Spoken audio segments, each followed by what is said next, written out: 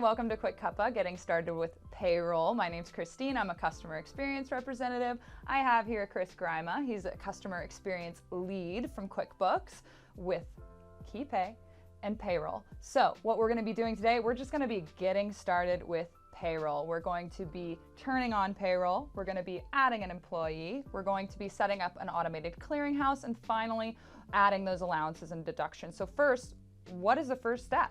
Yeah, first things first is turning on payroll. So what you're going to do is you're going to select employees from the left-hand menu, and then you want to select turn on payroll. Funny enough, that does turn on payroll. Next up is just a few short details about your business, such as the business name and the ABN. And when you're ready, click on save and you're done. Payroll is now turned on. Okay, so it's turned on, but how do we add employees? So for that, I'm going to grab my laptop and do a little bit of a demo. So first things first, while you're on that employee screen, you want to select on add employee, and then you're going to start filling out some information. So first up, you want to add in the personal information about the employee. So this is like their name, their date of birth, their address, and as well as how you want to be sending notifications to your employee. So things like payslips, you can send that through email, through the mobile app if they have that installed, or you can choose not to send them notifications if you wish. If you want to do that manually through another process, you also have that option too. So when you're ready, you want to click on next, and then we'll go to the next page. So the next page is all about the employment details. So this will be things like their start date, their employment type, so casual, part-time or full-time, their pay rate, as well as their primary pay category or leave template. So, such things as like what are their sick leave entitlements or annual leave entitlements, etc. if they're on a different award.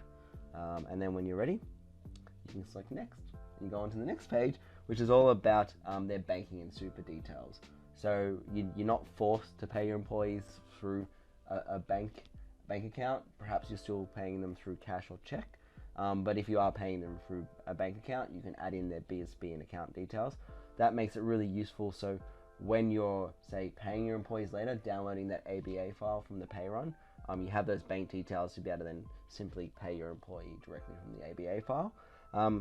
In addition, you can also set up your super details. So the super details can either be through one of the sort of the largest super funds, such as like Australian Super, but you also have the option to be able to add in the details if they're using a self-managed super fund as well. So put on all those details and you're on next, and now we're on the final page, and this is all around the tax file declaration. So here, if you don't have the TFN declaration for your employee, there is a useful button to be able to download that form from the ATO, but simply you want to upload a signed copy of the TFN declaration for your employee up against the record, and then you click on save and you're done. The employee is now set up. So we've got our employees set up. Can users also set up an automated clearinghouse? Yeah, absolutely. So as you're probably aware, it is now legislation to be using a super clearinghouse for super payments. We're using Beam.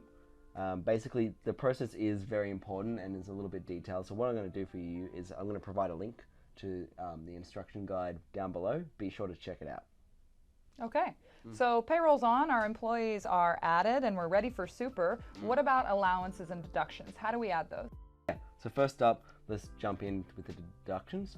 So deductions are quite simply things that are reducing an employee's take-home pay. Probably the most common example of this is the child support pay. So what you want to do is you want to go ahead and set up. So first things first, you're going to jump back to the employees page, but this time we're going to be selecting on payroll settings. Next up, you want to select deduction categories, and that can be found under the pay run settings column.